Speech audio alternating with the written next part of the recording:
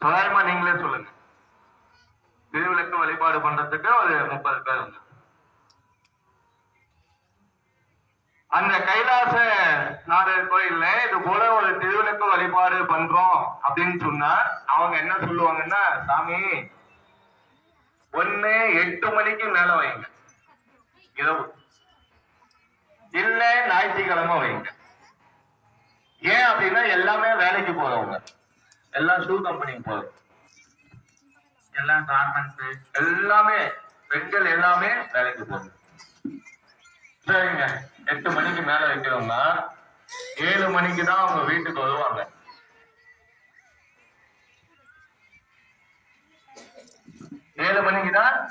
வீட்டுக்கு வருவாங்க.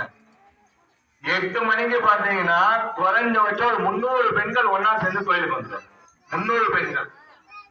இப்ப நீங்க எப்படி எடுத்துட்டு வந்துருக்கீங்க?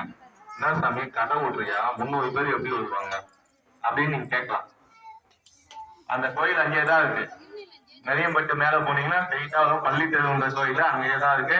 ஏதாவது நிகழ்ச்சி அப்படின்னா போயிட்டு பாருங்க, மகளிர்கள் தான் அதிகமா வந்து பண்ணுவோம். ரொம்ப விசேஷமானது. திருவாசகோட பெண்கள் தான் அதிகம் பாடும். திருவாசகம் பாராயணம் பண்ணது பெண்கள் தான். ஆடல் பாடலோட, ஆடல் பாடல்லாம் இந்த வேற மாதிரி கிடையாது, சாமியோடைய திருநடனம். சாமியினுடைய திருநடனம் அதுல ரொம்ப விசேஷமா நடக்குது. இதற்கு